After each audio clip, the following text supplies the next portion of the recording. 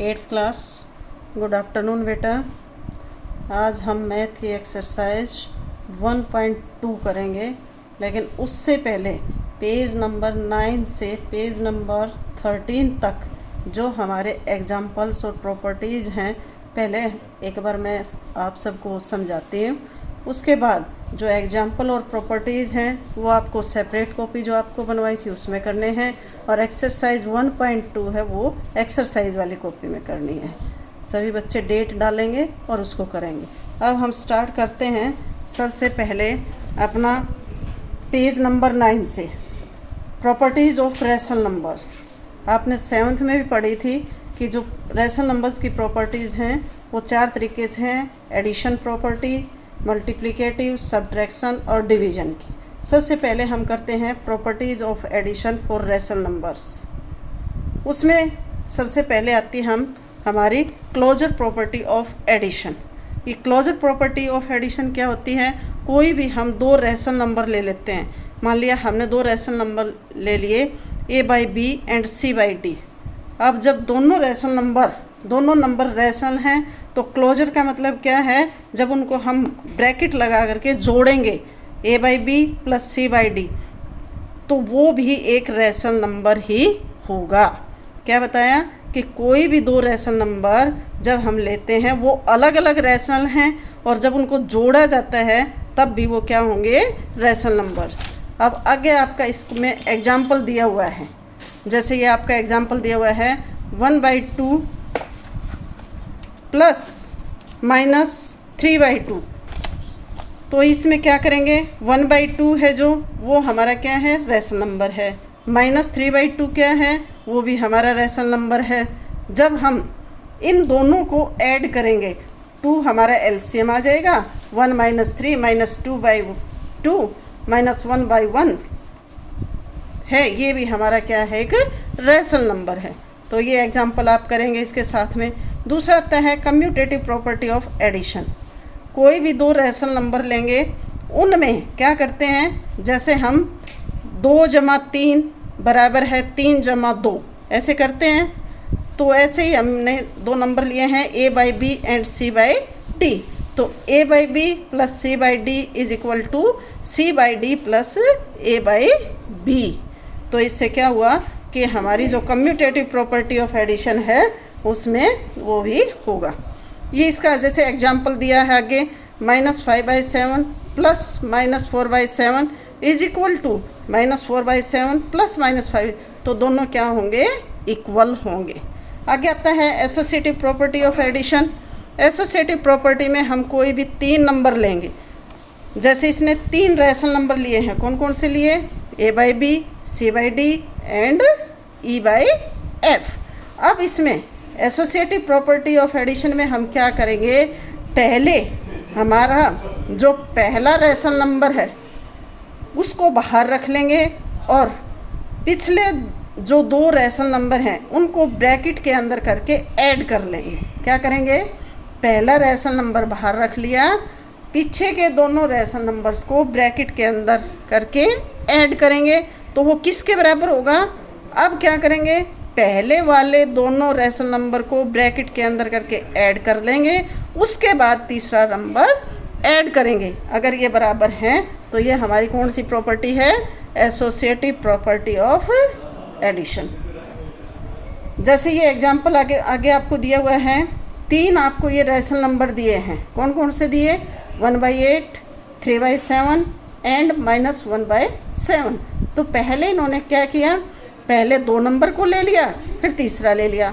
आगे क्या किया? पहले 1 को ले लिया, फिर आगे 2 को ऐड कर दिया। तो ये हमारी क्या होती है? Associative property of addition. अब आगे आते हैं एडिटिव आइडेंटिटी। अब एडिटिव आइडेंटिटी क्या होती है? किसी भी रेशनल नंबर में जब 0 को जोड़ा जाता है, चाहे वो पहले जोड़ा जाए 0, चाहे वो बाद में जोड़ा जाए। जैसे हमारा एक रेशनल नंबर है 1/2, उसमें 1/2 प्लस 0 किया जाए या 0 प्लस 1/2 किया जाए तो वो क्या आएगा? 1/2 के बराबर ही आएगा। ये आपका एग्जाम्पल दिया हुआ है, इसको करेंगे। अब आगे आता है एडिटिव इन्वर्स। बहुत सारे बच्चे इसमें गड़बड़ करते हैं कि हमारा एडिटिव इन्वर्स क्या होता है। एडिटिव इन्वर्स बेटा कोई भी रैशनल नंबर हो या वैसा नंबर हो, जब उसमें उसी संख्या का ऑपोजिट साइन ऐड किया जाता है तो वो किसके बराबर आता है? 0 के बराबर। जैसे देखिए हमारा 9 है, 9 का एडिटिव इन्वर्स क्या होगा? -9। लेकिन जब 9 और -9 को ऐड किया जाएगा तो क्या आएगा? 0। उसी प्रकार से जैसे ये एग्जाम्पल में दिया है 1/9, तो 1/9 का एडिटिव इन्वर्स क्या होगा? -1/9। तो जब 1/9 और -1/9 को जोड़ा जाएगा तो क्या हो जाएगा? 0 हो जाएगा। तो ये हमारी क्या है? Properties of addition, rational number की प्रॉपर्टीज ऑफ एडिशन। अब आगे आता है properties of subtraction for rational numbers. Rational numbers के लिए जो सब्ट्रैक्शन मतलब घटा की, जिस प्रकार से हमारा एडिशन में था उसी प्रकार से हमने ये किस में लिया है? सब्ट्रैक्शन में। a/b और c/d दो रैशनल नंबर लिए हैं। जब दोनों को माइनस किया जाता है तो जो उनका आंसर आएगा वो भी क्या होगा? एक रैशनल नंबर ही होगा। देखिए ये आपका एक एग्जाम्पल दिया है। ऐसे ही सब्ट्रैक्शन इज नॉट, लेकिन यहाँ पर ध्यान करेंगे कि जब हम एडिशन करते हैं तो उसमें प्रॉपर्टी क्या होती है? कम्यूटेटिव होती है। लेकिन सब्ट्रैक्शन में कभी भी कम्यूटेटिव नहीं होता। आप वैसे भी देख लें, देखिए ये दिया हुआ है 1/7 एक रैशनल नंबर है, -1/5 किया इसमें से, तो क्या ये -1/5 -1/7 होगा? नहीं होगा। ये निशान आपका लगा हुआ है इज़ नॉट इक्वल टू। अब आगे आता है सब्ट्रैक्शन इज़ नॉट एसोसिएटिव। हाँ, सब्ट्रैक्शन में क्या होता है? एसोसिएटिव भी नहीं होता। एडिशन में क्या होता है? एसोसिएटिव होता है, लेकिन सब्ट्रैक्शन में एसोसिएटिव नहीं होता।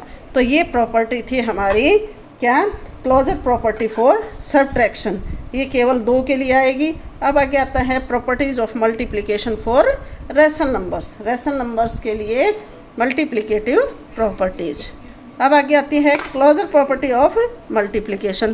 क्लोजर प्रॉपर्टी में क्या था? वहाँ पर जैसे जो एडिशन का था उसमें ऐड किया, जो सब्ट्रैक्शन का था उसमें हमने सब्ट्रैक्ट किया।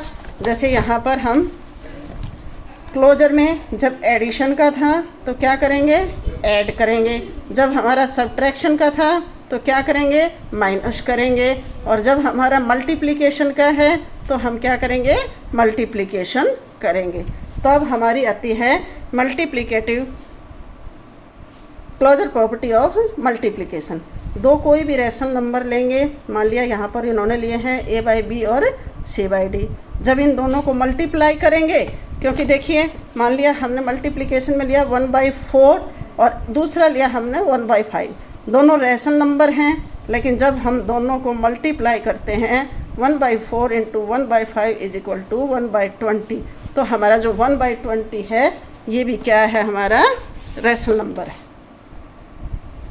अब आगे आता है commutative property of multiplication. Commutative property में क्या था हमारा? जैसे हमने एडिशन में किया था a+ commutative property of multiplication, इसमें हमने 2 नंबर लिए हैं a/b और c/d। तो a/b × c/d = जैसे a/b × c/d = c/d × a/b। ये हमारी क्या है? Commutative property of multiplication. अब आगे आता है associative property of multiplication. Associative property of addition में क्या था? 1 को बाहर रखा, 2 को जमा किया, फिर 2 को जमा किया, 1 को बाहर किया। जैसे a b c हैं तो a + b ब्रैकेट के अंदर +c, और वहाँ पर a बाहर b + c। इसी प्रकार से हम मल्टीप्लिकेशन में इसको उल्टा ही मल्टीप्लाई कर देंगे। जैसे हमने 3 लिए हैं a/b, c/d और e/f, तो हम क्या करेंगे?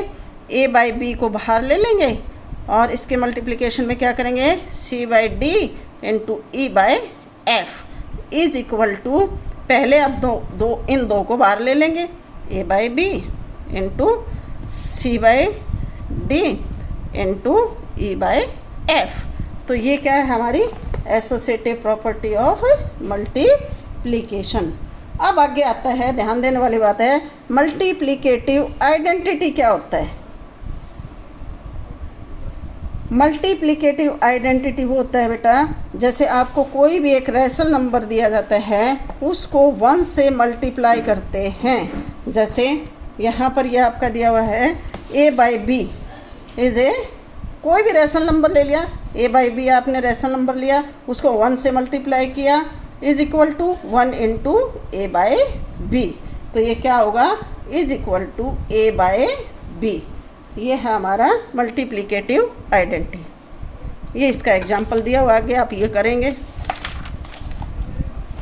उसके बाद आता है page number 12, zero property of multiplication. Zero सभी को पता है कि जब किसी भी संख्या को अगर हम जीरो से मल्टीप्लाई करते हैं, if you multiply any number from zero, जैसे 1/2 रैशनल नंबर है, इसको जीरो से मल्टीप्लाई किया, क्या आ गया, जीरो। तो क्या आएगा, जीरो ही आएगा। मल्टीप्लिकेटिव इनवर्स, अब आगे क्या आता है, मल्टीप्लिकेटिव इनवर्स। वहाँ पर क्या था, एडिटिव इनवर्स। एडिटिव इनवर्स में क्या था, जो साइन प्लस का था हमारा, एडिटिव इनवर्स में क्या था, जो साइन हमारा प्लस का था वो माइनस का हो जाता था, और जो हमारा माइनस था वो किसका हो जाता था, प्लस का हो जाता था। लेकिन यहाँ पर हमारा आता है मल्टीप्लिकेटिव इनवर्स। मल्टीप्लिकेटिव इनवर्स में क्या होता है बेटा, न्यूमरेटर चेंज इनटू डिनोमिनेटर और डिनोमिनेटर चेंज इनटू न्यूमरेटर। जैसे हमारा 2/3 है, क्या है, 2/3, इसका उल्टा क्या हो जाएगा, 3/2। तो जब दोनों को मल्टीप्लाई करें तो वो किसके बराबर आना चाहिए, 1 के बराबर। 3 से 3 कट जाएगा, 2 से 2 कट जाएगा, तो ये हमारा किसके बराबर आना चाहिए, 1 के बराबर। तो ये क्या है, मल्टीप्लिकेटिव इनवर्स। समझ में आ गया मल्टीप्लिकेटिव इनवर्स, ये आपका एग्जांपल दिया है, इससे करेंगे। अब आगे आता है distributive properties of multiplication over addition. Distributive property of multiplication over addition, इसमें कोई भी 3 रैशनल नंबर्स ले लिए, कोई भी हम क्या करेंगे, 3 रैशनल नंबर लेंगे।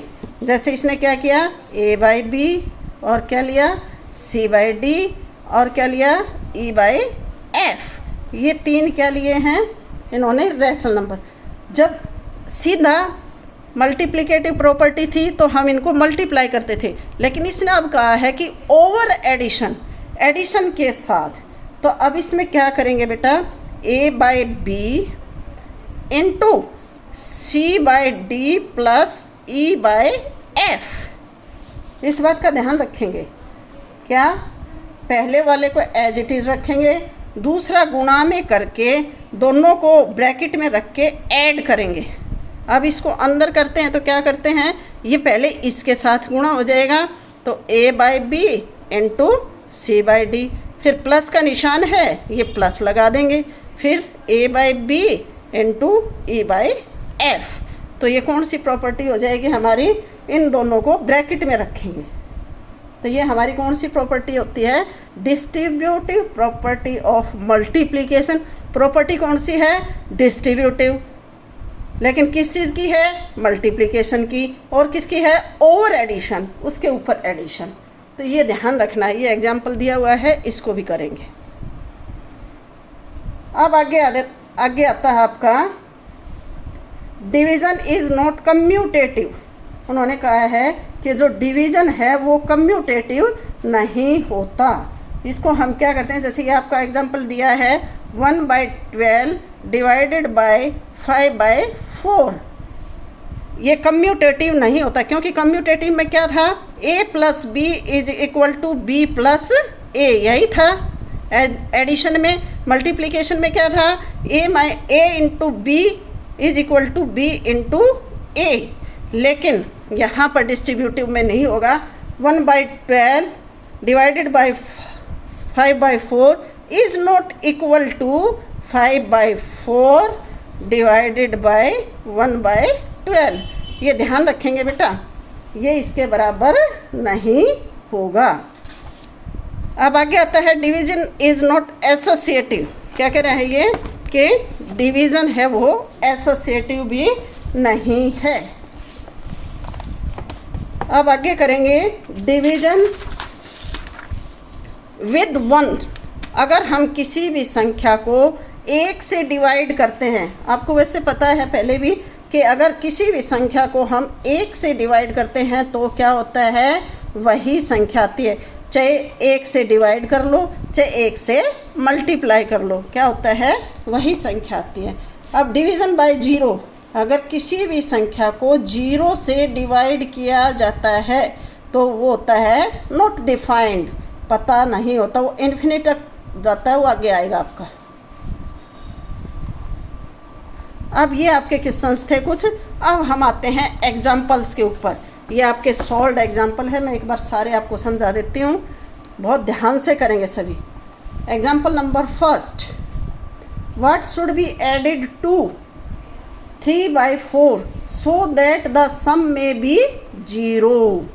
What should be added to, 3/4 में क्या जोड़ा जाए कि उनका जोड़ 0 के बराबर हो जाए। देखिए अब मैं आपको कहती हूँ कि 5 में क्या जोड़ा जाए कि उन दोनों को जब जोड़ा जाए तो 0 के बराबर आ जाए। बता सकते हैं 5 में क्या जोड़ा जाए, 5 में -5 जोड़ा जाए, यही होगा ना।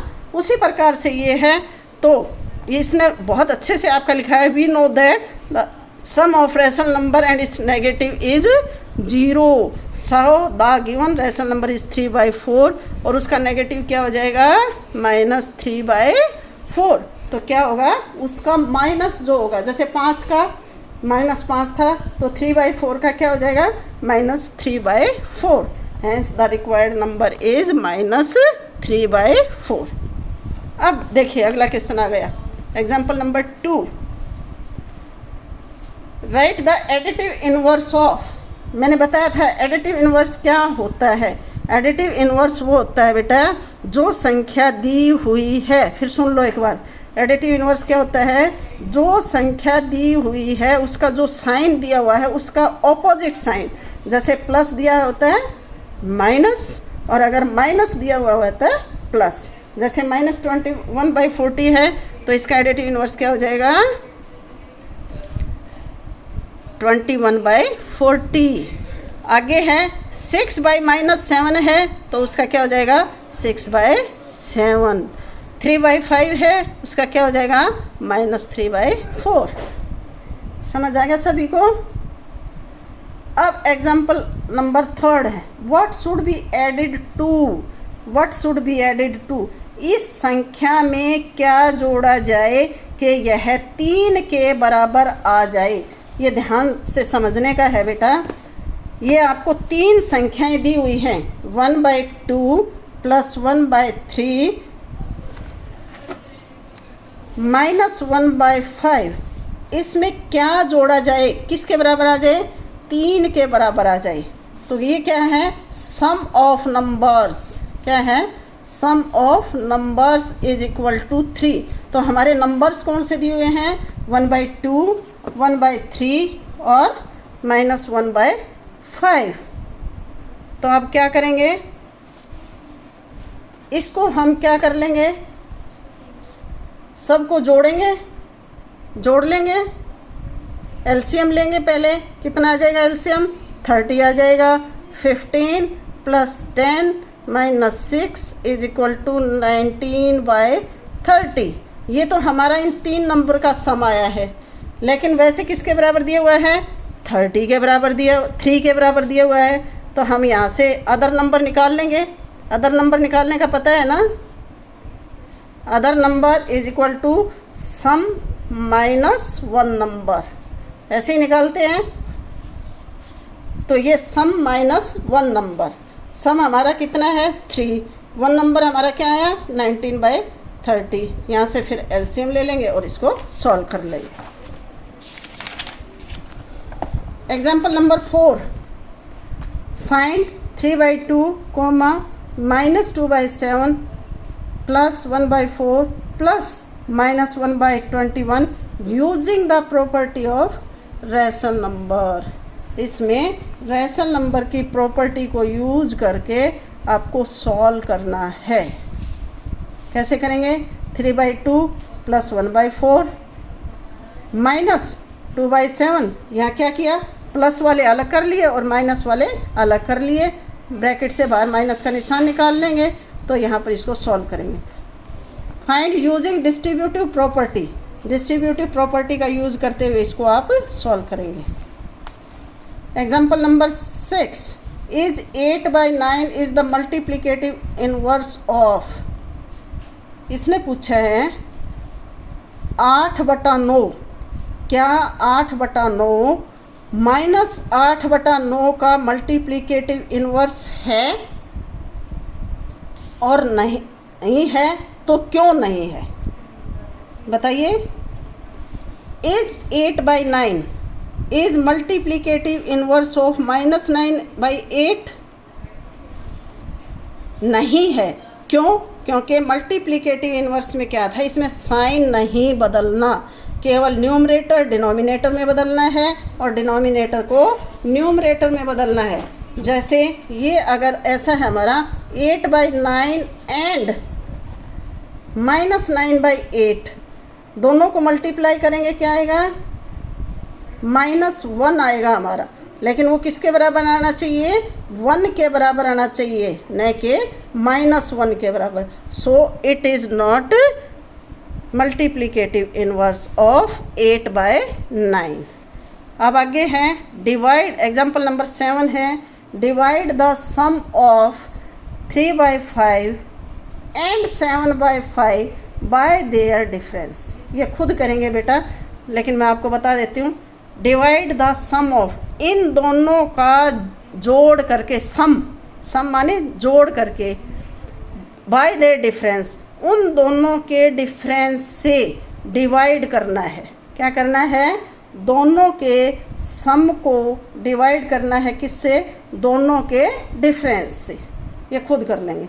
अब आगे क्वेश्चन है सिंप्लीफाई, ब्रैकेट्स आपने सॉल्व की हैं तो ये आप सिंप्लीफाई का क्वेश्चन करेंगे।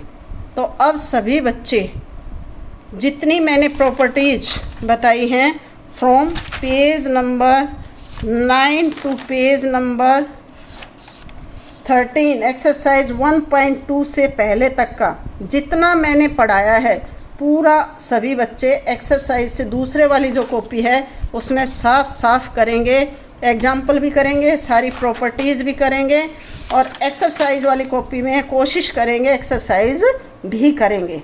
जितना रिमेंबर का है उसको साइड में आप अलग से अपने नोट्स में लिख सकते हैं। ये यहाँ पर रिमेंबर है, तो ध्यान से 1-1.5 घंटा बेटा इस पर लगाएं, इसको पढ़ें, और फिर उसके बाद एक्सरसाइज 1.2 करें। और दोनों कॉपियों के प्रिंट आउट, मतलब प्रिंट फ़ोटो खींच करके, दोनों के फ़ोटो खींच करके मुझे अलग अलग भेजें। कम से कम 10-10 पेज हर एक बच्चे के होंगे। और कल संडे है, परसों 4:30 बजे तक, परसों 4:30 बजे तक एक्सरसाइज 1.2 और इससे पहले का सारा काम आपका कंप्लीट होना चाहिए। ओके बेटा।